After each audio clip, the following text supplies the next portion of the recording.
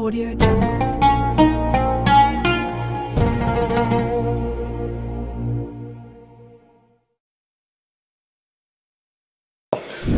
Man ya'ish ba'di, siapa yang hidup sesudah aku nanti, kata Sayyidina Muhammad sallallahu alaihi wasallam, fasayara ikhtilafan katsira, maka dia akan melihat banyak sekali goncangan-goncangan di dalam dunia ini. Tapi Nabi meninggalkan taraktu fikum amraini, ku tinggalkan pada kamu dua perkara, in tamasaktum bihima, kalau kamu pegang yang dua ini, lan tadillu abada, kamu tidak akan sesat untuk selamanya. Kitab Allah, Al-Quran, wa itrata ahli baiti, dan keturunanku. Begitu disebutkan dalam kitab yang disusun oleh Imam Muslim Ibn al-Hajjaj al-Qushairi an-Naisaburi, murid dari Imam Muhammad bin Ismail bin Ibrahim bin Al-Mughirah bin Bardizbah al-Bukhari, yang kita kenal dengan kitab Sahih Muslim. Dijelaskan oleh Imam An-Nawawi dalam penjelasan Sahih Muslim berjudul Al-Minhaj Syarah Sahih Muslim Ibn al-Hajjaj, mengapa Nabi mengatakan Al-Quran dan keturunanku, litamassukihim bis sunnah, karena di akhir zaman nanti yang paling kuat berpegang teguh dengan sunnah ini adalah ahli baitin Nabi Muhammad sallallahu alaihi wasallam. Jadi kalau kita sudah punya pegangan, abdu alaiha bin nawajiz, gigitlah pakai gigi geraham. Karena di akhir zaman airnya amat sangat kencang, ombaknya sangat deras, karangnya tajam. Kalau kita tidak naik ke atas perahu yang kokoh, kita akan terombang-ambing, terpecah, terbingungkan. Allah SWT mengumpamakan iman ini kasyajaratin thayyibah, seperti pohon kayu yang kokoh. Akarnya menghunjam ke dalam bumi, wa far'uha fis sama', asluha sabitun, akarnya akar tunggal yang menghunjam ke dalam tanah, wa far'uha sabitun, sedangkan pucuknya, ujungnya menembus langit. Andai pokok kayu itu sampai pucuknya ke langit dan akarnya ke dalam tanah, sekencang apapun angin akhir zaman, dia tidak akan tercabut, paling-paling patah, namun tercabut tidak. Hari ini umat ini begini lemah, pucuknya tidak sampai ke langit, akarnya tidak sampai ke tanah, dia terombang-ambing, kemana air, ke hulu, ke hilir dia akan ikut. Tanaman yang tidak sampai ke pucuk, ke langit, dan tidak mengakar ke tanah, tanaman itu bernama enceng gondok. Akhirnya umat ini terombang-ambing. Bersyukur sekali para jamaah, sahabat, adik-adik, kakak, abang sekalian yang berada di tengah ahli baitin Nabi Muhammad sallallahu alaihi wasallam, yang kita sebut nama mereka minimal 3 kali, 4 kali, 5 kali, 17 kali sehari semalam. Allahumma salli ala sayyidina Muhammad wa ala ali sayyidina Muhammad. Allahumma barik ala Muhammad wa ala ali sayyidina Muhammad.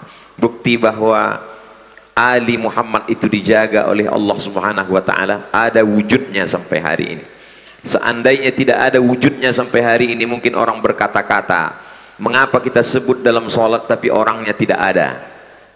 Mungkin orang akan ragu, mana kebenaran hadis Nabi Muhammad sallallahu alaihi wasallam itu?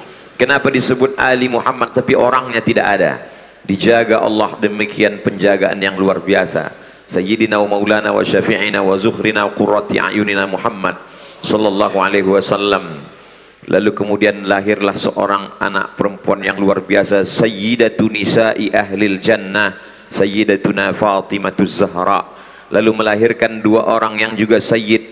Kata Nabi, innal Hasan wal Husain sayyida syababi ahlil jannah. Maka kita menyebutnya Sayyidinal Hasan, Sayyidinal Husain. Itu bukan dibuat oleh Abdul Somad, berdasarkan hadis sahih, innal Hasan wal Husain sayyida syababi ahlil jannah. Lalu kemudian Sayyidinal Husain memiliki seorang anak laki-laki bernama Sayyidina Ali. Untuk membedakan antara Ali kakeknya dengan Ali cucunya, maka bergelar Ali Zainal Abidin, Zainal perhiasan, Abidin orangnya ahli ibadah. Karena Al-Imam Az-Zahabi dalam kitab Siyar A'lam An-Nubala mengatakan, dia sehari semalam bersujud alfa sajadah, 1000 kali sujud. Maka disebut juga dia dengan Imam As-Sajjad, orang yang paling banyak sujudnya. Disebut dia dengan Zainal Abidin karena dia perhiasan para ahli ibadah.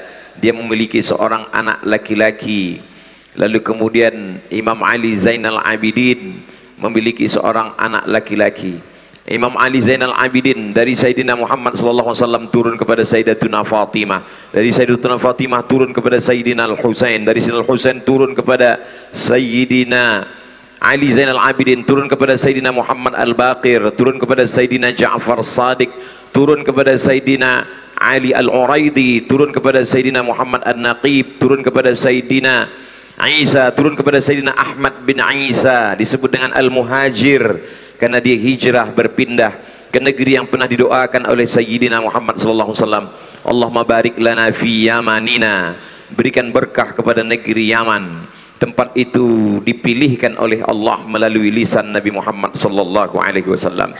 Lalu kemudian dari keturunan-keturunan inilah lahir ulama yang ilmunya sampai ke atap. Atap itu bahasa Arabnya saqaf. Orang yang ilmunya sampai ke atap disebut dengan saqaf. Orang Arab menyebutnya saqaf, karena orang Indonesia sulit menyebut saqaf, mereka menyebutnya as-sagaf. Lalu kemudian ada bin Yahya bin Syekh Abi Bakar, ada Al-Haddad, ada Al-Jifri. Lalu kemudian salah satu ada Al-Gadri, salah satu dari mereka datang ke Nusantara. Mereka datang ke Nusantara untuk menyebarkan dakwah Islam yang luar biasa.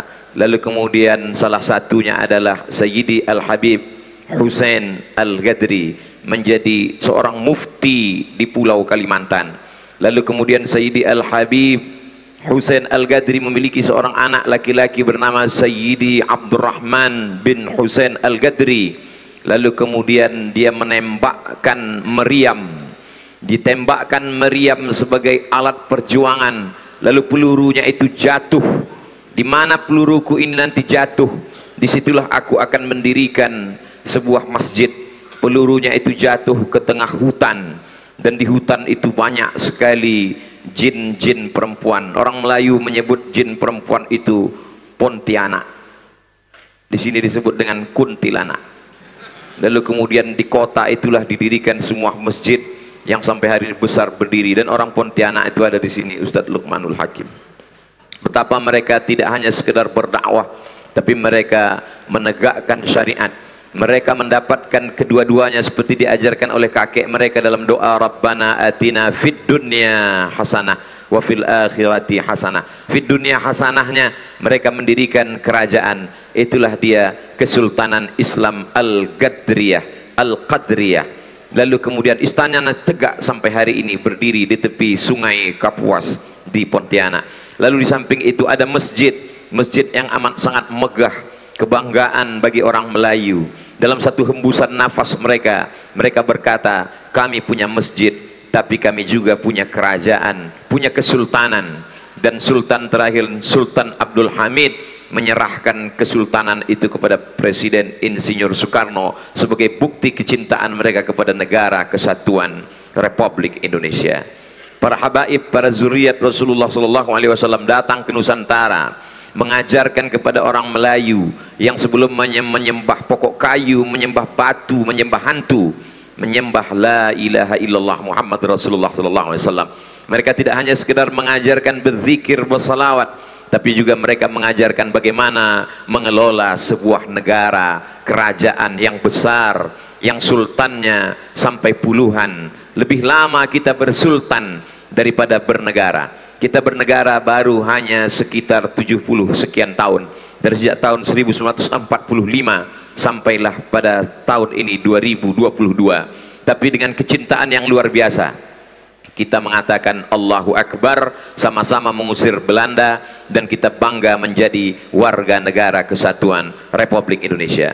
Salah satu dari zuriat keturunan Rasulullah SAW bernama Sayyidi Al-Habib Uthman Shahabuddin dari Fambanahsan.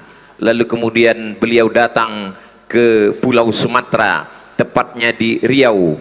Saat itu Riau belum lagi bergabung dengan negara kesatuan Republik Indonesia. Berdiri kesultanannya pada tahun 1723 Hijrah, 1723 Masehi. Hari ini kita 2022. Begitu lamanya, 300 tahun yang lalu.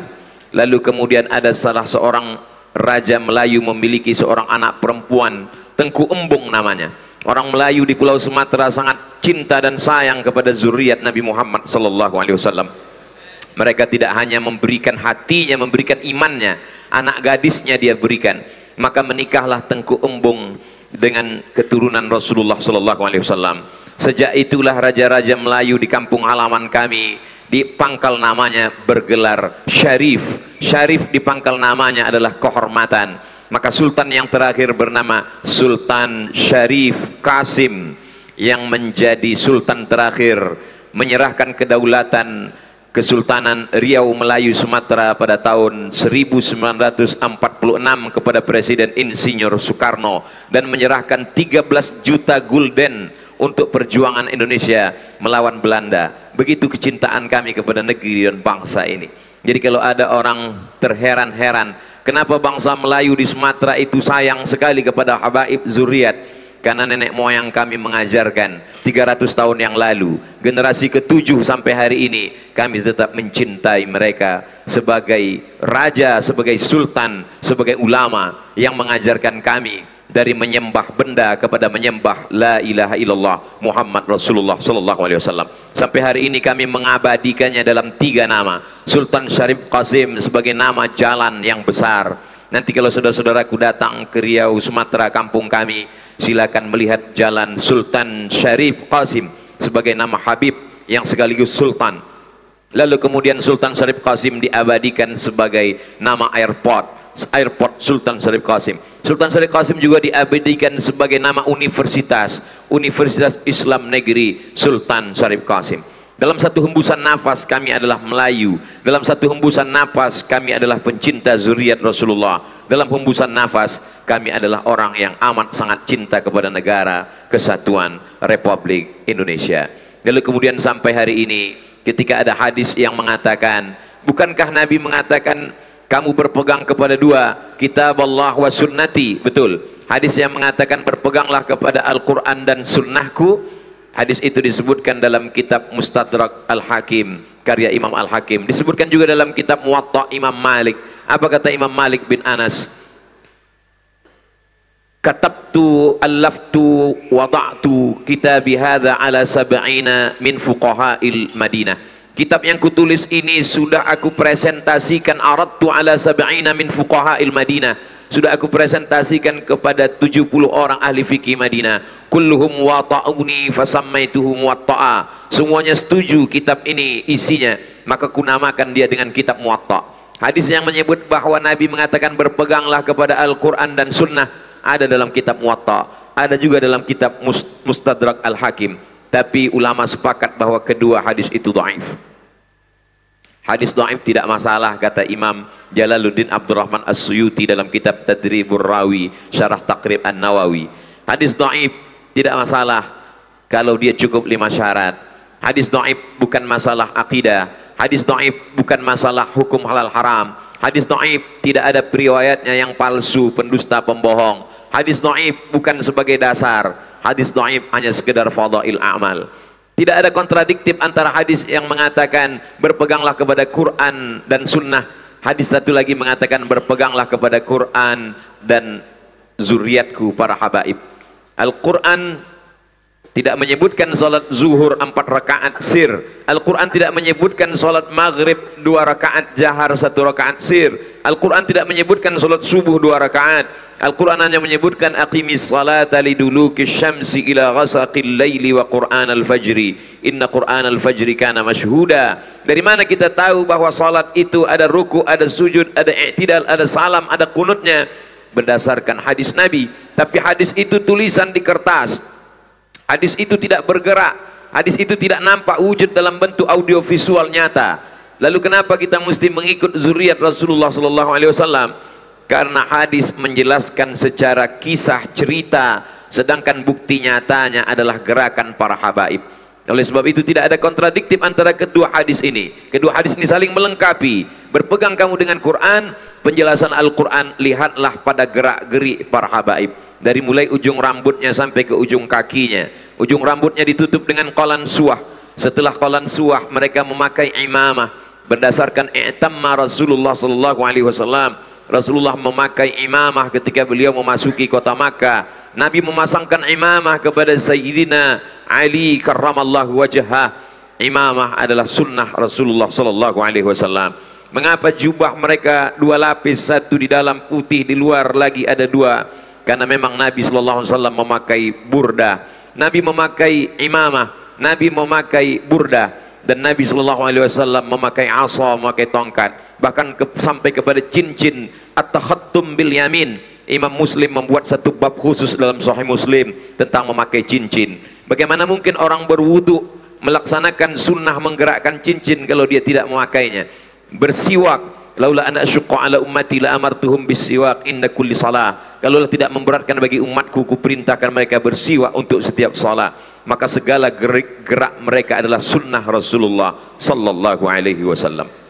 Berpegang mereka, kita semuanya, kepada sunnah yang bergerak, berpegang juga kepada sunnah dalam kitab Sahih Al-Bukhari, dalam kitab Sahih Muslim, dalam kitab Sunan Abi Dawud, dalam kitab Sunan Nasai, dalam kitab Sunan At-Tirmidzi, dalam kitab Sunan Ibn Majah, dalam kitab Muwatta Malik, dalam kitab Musnad Ahmad bin Ambal, dalam kitab Sunan Ad-Darimi. 9 kitab Ahlus Sunnah yang dinyatakan paling tinggi tingkat kesahihan hadis-hadisnya. Di samping ada Musnad Tayalisi, ada Musannaf Ibni Abi Syaibah. Maka sesungguhnya semua itu adalah berpegang kepada sunnah-sunnah Rasulullah sallallahu alaihi wasallam. Tapi akhir zaman ini label ahli sunnah ini mulai diperebut-rebutkan. Berapa banyak sunnah-sunnah yang kita lakukan dituduh sebagai bid'ah, lalu orang berpegang kamilah sebenarnya yang sunnah. Seketika saking banyaknya benda yang palsu dan orang memakai yang asli sedikit, maka orang yang memakai asli pun bingung siapa sebenarnya yang asli, siapa sebenarnya yang palsu. Saking banyaknya orang yang batil, orang betul diam, akhirnya yang betul merasa batil, yang batil merasa betul. Gara-gara orang betul tidak bicara tentang yang benar, orang batil selalu menunjukkan kamilah ahlu sunnah, kamilah ahlu sunnah, kamu semuanya lah ahlul bid'ah. InsyaAllah kita meyakini bahwa kitalah ahlu sunnah wal jamaah. Apakah kita ahlu sunnah wal jamaah? Dari bunyinya ragu. Kita adalah ahlu sunnah wal jamaah. Kamu tadi pergi kemana? Saya ke masjid. Habis sholat kamu ngapain? Kami baca Quran. Apa yang kamu baca? Kami baca Yasin. Baca Yasin itu bid'ah. Ketika kalimat itu didengar pertama kali, maka mungkin orang akan marah. Kami sudah melakukan tradisi ini bertahun-tahun dari kakek nenek moyang kami, tidak mungkin ini bid'ah. Tapi kemudian pulang ke rumah tonton TV, TV mengatakan bid'ah. Buka handphone, handphone mengatakan bid'ah. Putar radio, radio mengatakan bid'ah. Lama-lama kita pun merasa kalau begitu memang ini bid'ah. Orang yang tidak punya pegangan yang kuat, dia akan terombang-ambing di akhir zaman. Maka teruslah istiqomah dalam perbuatan, dalam pendengaran, dalam kajian.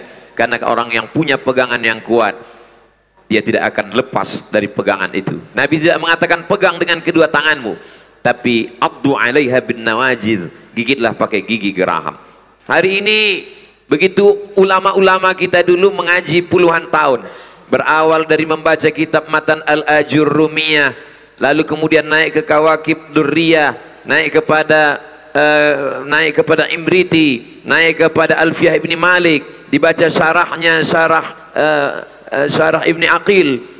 Lalu setelah itu barulah dia membuka kitab-kitab fikih di awal yang paling kecil sekali Matan Taqrib. Setelah itu naik kepada Fathul Qarib, naik kepada yang agak besar sedikit I'anah, naik kepada yang besar Al-Mahalli, naik kepada Al-Majmu' Syarah Muhadzab. Puluhan tahun mereka bertalaqi, membaca kitab itu kepada para masyayikh, kepada para guru. Setelah itu barulah mereka mampu berbicara. Hari ini orang hanya mengikuti tanpa bersanad, tanpa berguru. Kalau ditanya di mana kamu mendengar ini, qala Google wa qala YouTube.